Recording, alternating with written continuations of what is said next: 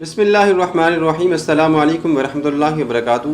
آج کی ویڈیو میں ہم بات کریں گے کہ حضرت ابو ذر غفاری رضی اللہ تعالیٰ عنہ، حضرت ابو ذر غفاری رضی اللہ تعالیٰ عنہ کے قبول اسلام کا واقعہ۔ چونکہ حضرت ابو ذر غفاری رضی اللہ تعالیٰ عنہ جاہلیت سے ہی راہ حق کے متلاشی تھے، اس لیے حق کی پکار سنتے ہی لبیک کہا اور اس وقت دعوت حق کا جواب دیا جب 4 آدمیوں کے سوا ساری دنیا کی زبانیں اس اعلان حق سے خاموش تھیں۔ اس اعتبار سے اسلام لانے والوں میں آپ کا 5واں نمبر بنتا ہے۔ آپ کے اسلام لانے کا واقعہ بڑا ہی دلچسپ اور خوبصورت ہے۔ یہ دلچسپ داستان ہم خود ان کی زبان سے سنتے ہیں، توجہ فرمائیے گا۔ آپ کا بیان ہے کہ جب میں قبیلہ غفار میں تھا تو مجھ کو معلوم ہوا کہ مکہ میں کسی شخص نے نبوت کا دعویٰ کر دیا ہے۔ میں نے اپنے بھائی کو واقعے کی تحقیق کرنے کے لیے بھیجا۔ وہ واپس آئے تو میں نے پوچھا کہ بتاؤ کیا خبر لائے ہو۔ انہوں نے کہا، خدا کی قسم یہ شخص نیکیوں کی تعلیم دیتا ہے اور برائیوں سے روکتا ہے۔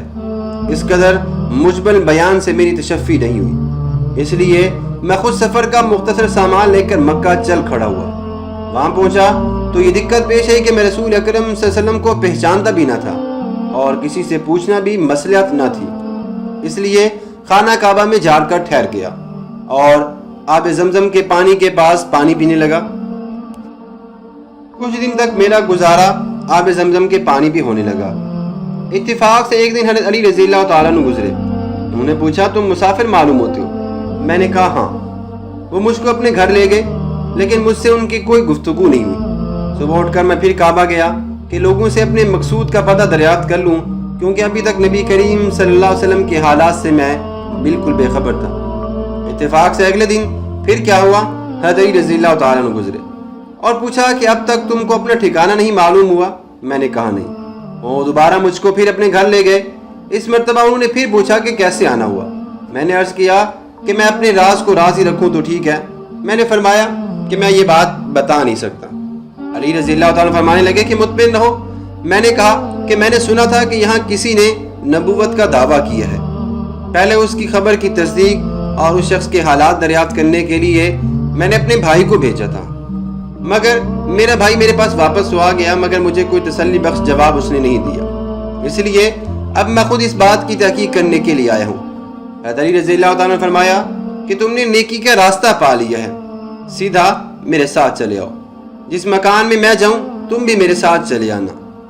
راستے میں اگر کوئی خطرہ پیش آئے گا تو میں تمہارے ساتھ موجود ہوں، لہٰذا میں تمہارے حفاظت کرنے کے لیے تیار کھڑا ہوں گا۔ چنانچہ حضرت ابو ذر غفاری رضی اللہ تعالیٰ فرماتے ہیں کہ میں حضرت علی رضی اللہ تعالیٰ عنہ کے ساتھ چل پڑا اور نبی کریم صلی اللہ علیہ وسلم کی خدمت میں حاضر ہو کر عرض کیا، یا رسول اللہ صلی اللہ علیہ وسلم میرے سامنے اسلام پیش کیجیے۔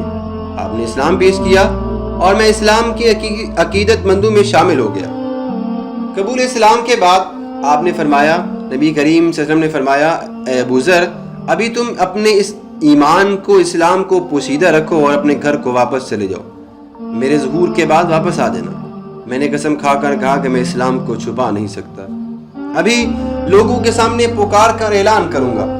اس کے بعد میں مسجد حرام میں آیا، قریش کے لوگ وہاں بھی موجود تھے۔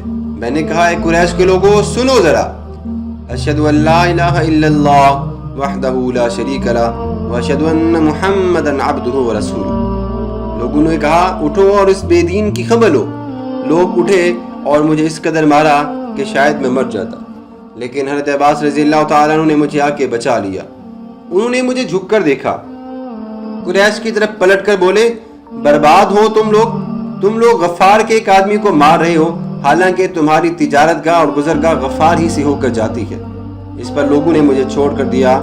دوسرے دن پھر میں نے وہی کام کیا، پھر مجھے مار پڑی اور اس مرتبہ پھر حضرت عباس رضی اللہ تعالیٰ عنہ نے مجھے بچا لیا، اور یہ معمول چلتا رہا۔ محترم سامعین، نبی کریم صلی اللہ علیہ وسلم کے اس جان نثار کا نام جندب، ابو ذر کنیت، مسیح الاسلام لقب۔ شروع اسلام میں آپ مسلمان ہو چکے تھے، قد آپ کا دراز تھا، رنگ سیاہی مائل، داڑھی گھنی، آخری عمر میں آپ کے بال بالکل سفید ہو چکے تھے۔ طبقات ابن سعد۔ اسی طرح غزوہ خندق کے بعد سے سارا وقت آپ نبی کریم صلی اللہ علیہ وسلم کی خدمت میں رہے، اس سے پہلے اپنی قبیلہ غفار میں رہتے تھے۔ مسند امام احمد۔ حضرت ابو ذر غفاری رضی اللہ تعالیٰ عنہ فطرتاً فقیر، زہد پیشہ، تارک الدنیا تھے۔ حضرت عثمان غنی رضی اللہ تعالیٰ عنہ کے کہنے پر انہوں نے خود مقام ربضہ میں قیام کی خواہش کی اور وہاں ہی رہے اور وہاں ہی انتقال فرمایا۔ وفات کے بعد ایک یمنی کافرہ جو کہ کوفہ سے آ رہا تھا، ان میں سے حضرت عبداللہ بن مسعود رضی اللہ تعالیٰ عنہ بھی تھے، جب اس جگہ پر پہنچے تو انہوں نے ان کی لاش کو غسل دیا، نماز جنازہ پڑھائی اور اسی جگہ پہ دفن کر دیا گیا۔ مستدرک حاکم۔ محترم سامعین، حضرت ابو ذر غفاری رضی اللہ تعالیٰ عنہ نبی کریم صلی اللہ علیہ وسلم کی حیات طیبہ تک مدینہ منورہ میں ہی رہے۔ اس کے بعد کچھ عرصہ شام میں گزارا، پھر مدینہ منورہ واپس تشریف لے گئے۔ خلفائے راشدین کے تمام کا دور بھی آپ نے دیکھا، جہاں اختلاف رائے کو احترام سے دیکھا جاتا، نبی کریم صلی اللہ علیہ وسلم کے بعد صحابہ کا یہی معمول تھا۔ آپ قبول اسلام کے بعد بھی اسلام کی خدمت کے لیے ہر وقت اسلام کی تبلیغ کرتے رہتے تھے۔